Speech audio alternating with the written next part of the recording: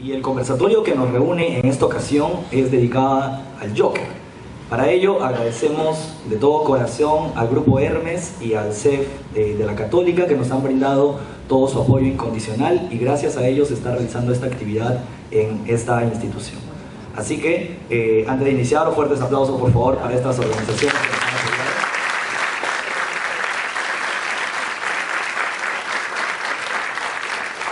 Muy bien.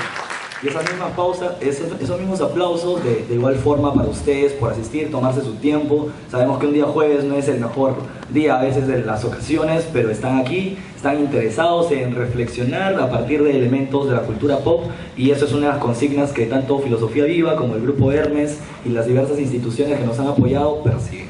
Así que muchísimas gracias nuevamente por estar aquí y esperemos que sea de su agrado este conversatorio. Bien, en la mesa para este conversatorio tenemos a 4 invitados especiales. Comenzaré presentando quiénes son nuestros ponentes para seguidamente explicarles cuál será la dinámica a seguir y poder entender en qué consiste este conversatorio. Tenemos a Gabriel Vargas. Gabriel. Él es integrante del grupo de investigación Hermes. Es un grupo conformado por alumnos y profesores interesados en la reflexión e investigación de la cultura pop desde la filosofía y otras perspectivas afines. Gabriel está interesado en lo que es la estética y la filosofía del lenguaje. Asimismo es aficionado del cine, cómics, juegos de rol y videojuegos. Asimismo, también tenemos a José Carlos Benavides. José Carlos Benavides es egresado de literatura por la Universidad Nacional Mayor de San Marcos, es librero desde hace 6 años, ponente en diversos coloquios de literatura, miembro de Supergods, podcast de cultura en Spotify. Asimismo, aficionado e investigador de temas sobre cultura y políticas indígenas, ecología y cómics. También tenemos en esta noche a Rodrigo Oliart.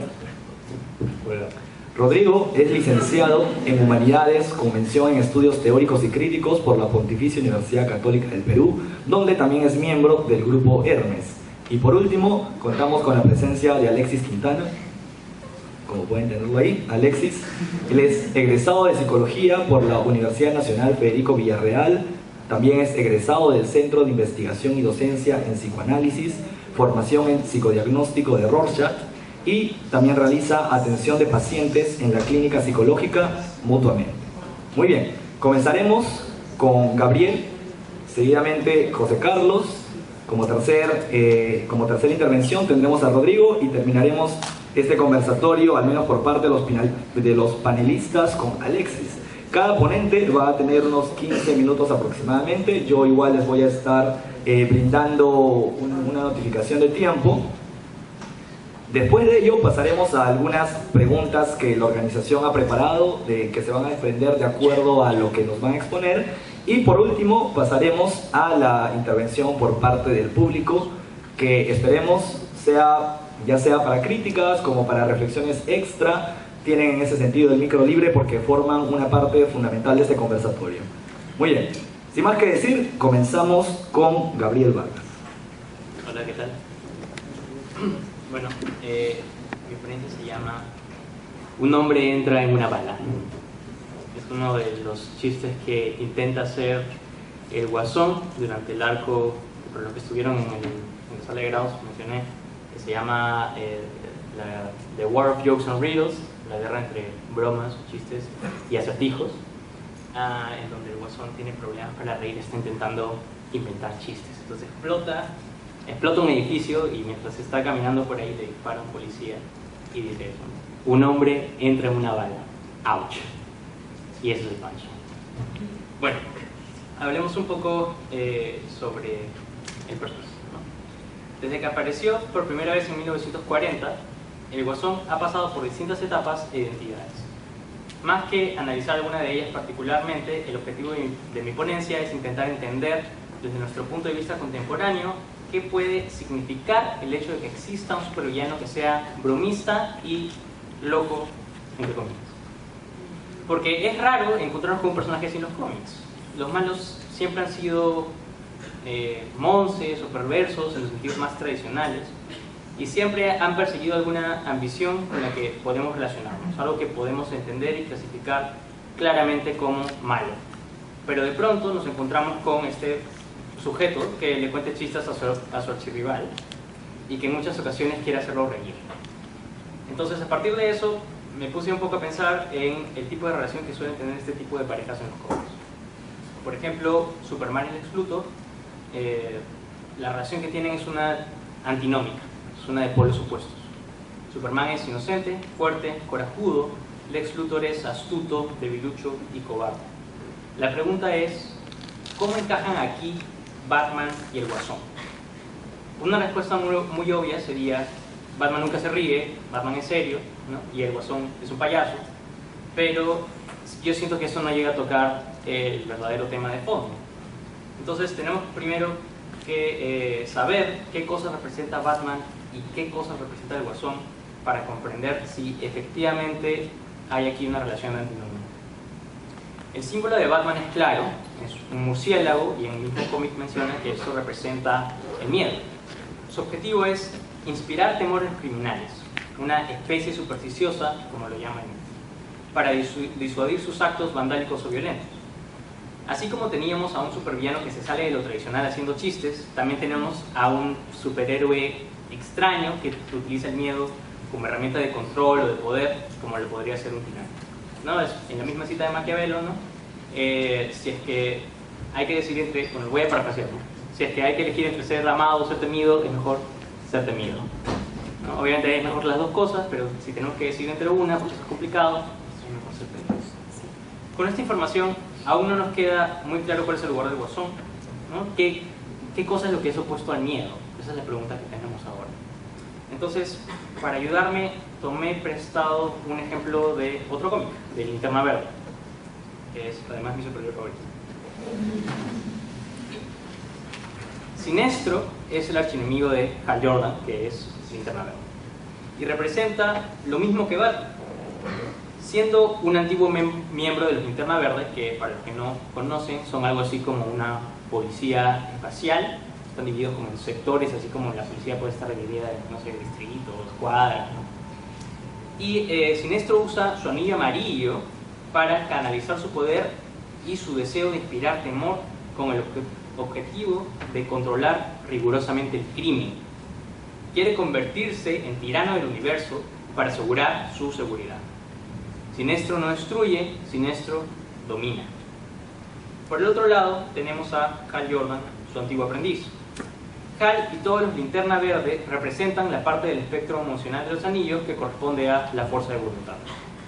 El poder de un anillo de Linterna Verde aumenta cuando su portador está completamente determinado a hacer algo. Por ejemplo, defender a un planeta y sus habitantes.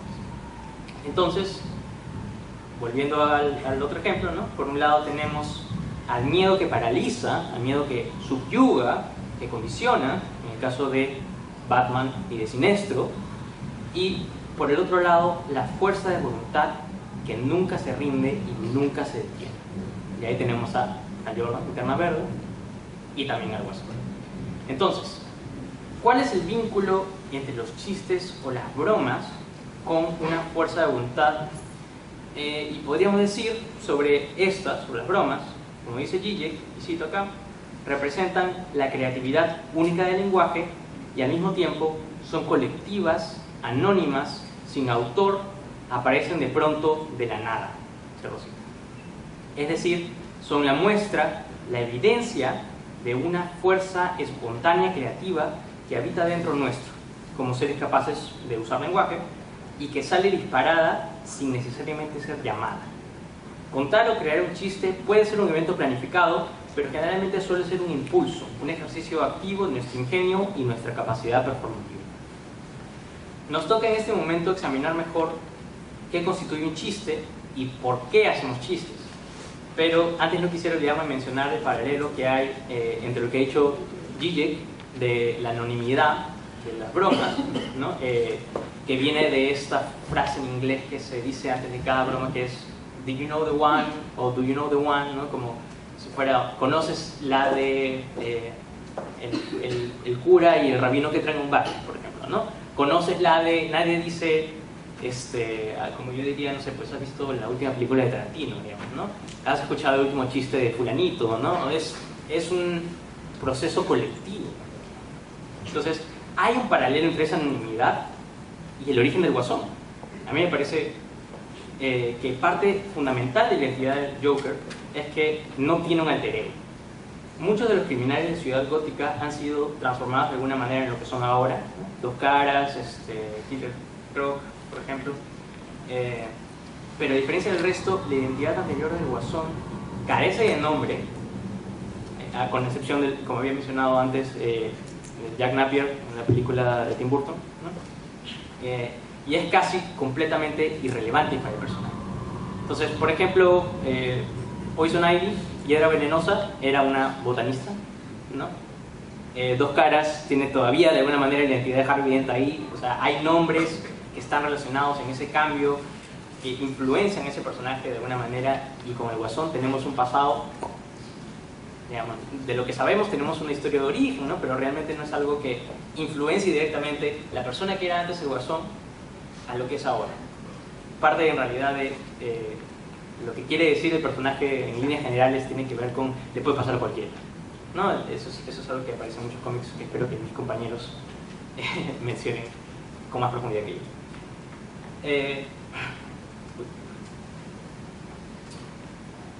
O sea que sigamos el origen más canon de Red Mask, como el del ex Gánster, el Joker no es nadie más que el Joker.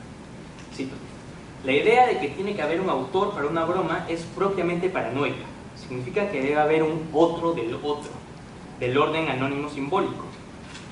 Como si el mismo insondable y contingente poder generativo del lenguaje tuviera que ser personalizado, localizado en un agente que lo controla y que jala secretamente sus cuerdas. Cierro así. Esto es Zizek en su libro sobre chistes.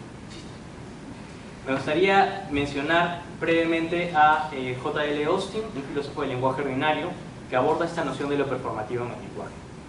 En Cómo hacer las cosas con palabras, Austin le da un poco la vuelta a la clásica pregunta sobre el significado de nuestros enunciados, la pregunta de ¿qué queremos decir cuando decimos tal cosa?, para fijarse en los efectos prácticos de nuestros enunciados.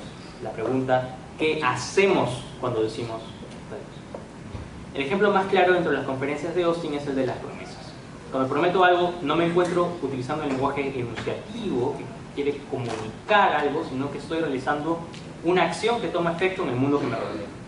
De la misma manera, los bautizos hacen efecto y cambian el mundo de alguna manera cuando son llevados a cabo efectivamente, es decir, cumpliendo sus respectivas convenciones.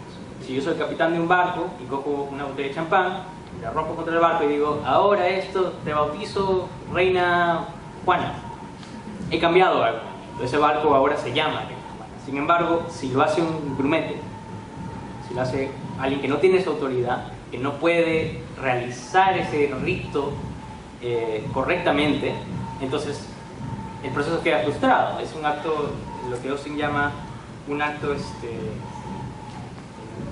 infeliz, un infortunio. El barco, si un grumete dice yo te bautizo Reina Juana, el barco no se llama Reina Juana, tiene que hacerlo el capitán. Ok. Austin difumina los límites que habíamos trazado entre los enunciativos y estos nuevos realizativos, los que hacen algo, de decirlo, para permitir dejar atrás la diferencia entre hablar y hacer, haciéndonos caer en cuenta que decir algo es realizar una acción como cualquier otra, como comer o como saltar, etc. Pues de la misma manera, como dice Susana Feldman en El escándalo del cuerpo hablante, cito, el humor es preeminentemente no un decir, sino un hacer reír a alguien. Uno de los problemas que vinieron con la aparición de lo performativo y este límite borroso entre los realizativos y los enunciativos es que se vuelve imposible determinar gramaticalmente a qué tipo corresponde a qué enunciado, ¿no? Es decir, solamente si yo tengo la fórmula gramática, la escritura de un enunciado, yo no puedo saber bien si es que está intentando comunicar algo o si está intentando hacer algo. Esto se muestra de alguna manera, bueno, no solamente entre los realizativos y enunciativos, sino entre los mismos realizativos, ¿no? O sea, solamente si tengo la escritura no puedo saber si está siendo utilizado para cosas, la acción A o la acción B.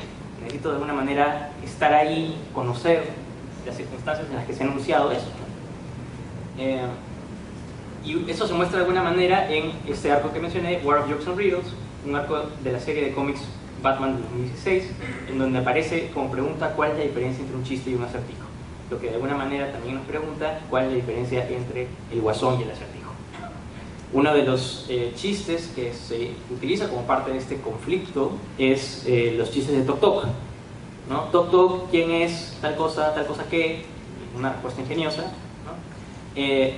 Son un tipo de chiste que espera de alguna manera una respuesta que apunta en una dirección, te da pistas para resolverlo, ¿no? Por ejemplo, un chiste que se dicen ahí, yo lo he modificado para que tenga más sentido en español. Toc toc, ¿quién es? Las ovejas dicen que, no tonto, las ovejas dicen P, por ejemplo, ¿no? Te da suficiente información como para que de alguna manera puedas adelantarte el resultado. ¿Pero es un chiste o es un acertijo? Okay. Un chiste, como lo clasifica Ted Koppel, puede aparecer de distintas maneras. Puede ser o una historia corta que comience con una descripción y se vea seguida de un punchline, como por ejemplo, un judío fue llamado a servir en el ejército, típico inicio de una broma de ese tipo. O puede ser también una expresión que siga una fórmula, es decir, los chistes de algo, por ejemplo, los chistes de cambiar bombillos, ¿no? ¿Cuántas madres judías se necesita para cambiar un bombillo?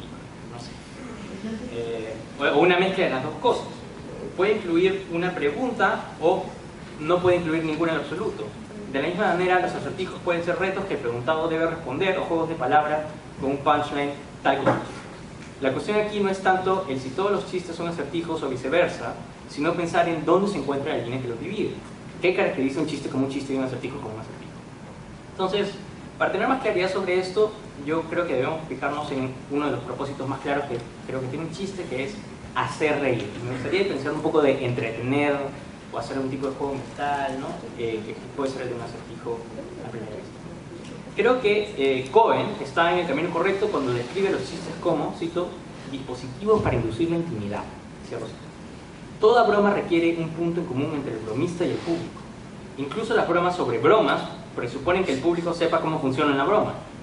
Pero hay una diferencia a la hora de contar un chiste entre que se entienda el chiste y que el chiste tenga éxito. Esta es para mí la diferencia fundamental que se debe tener en cuenta para entender al guasón. Cuando alguien cuenta un chiste, no basta con que se entienda el chiste. Uno podría explicar lo necesario hasta que el público posea suficiente conocimiento como para entenderlo.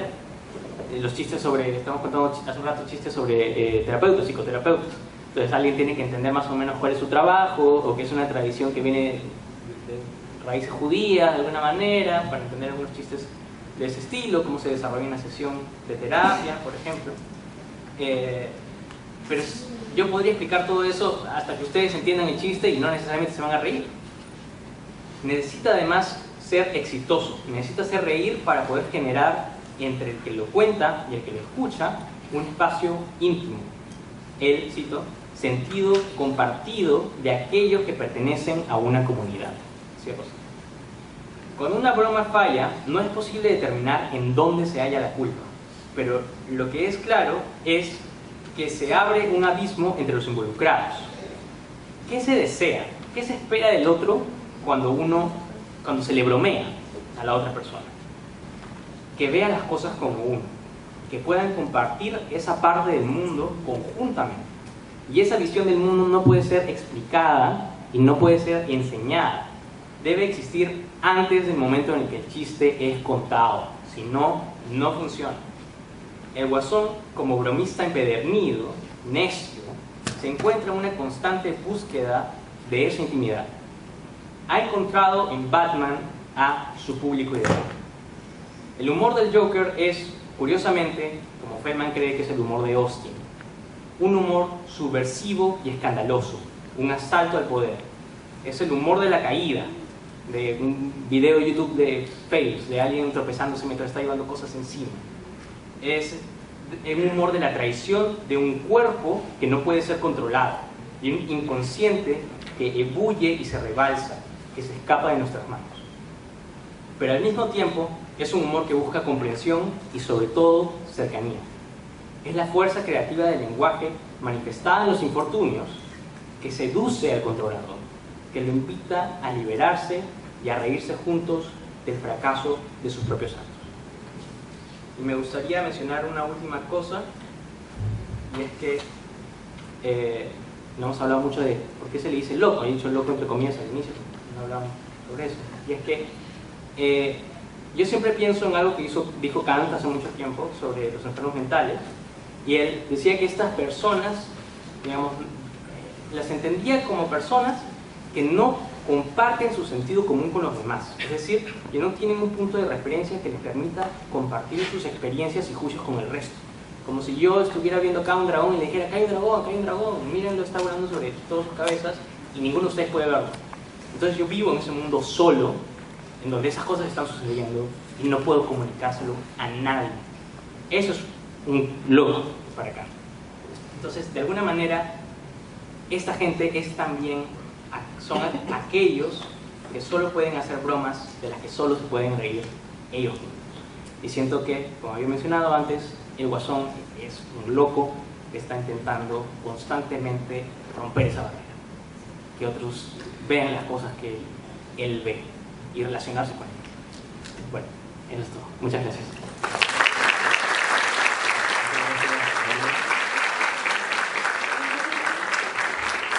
A continuación pasaremos con la intervención de José Carlos.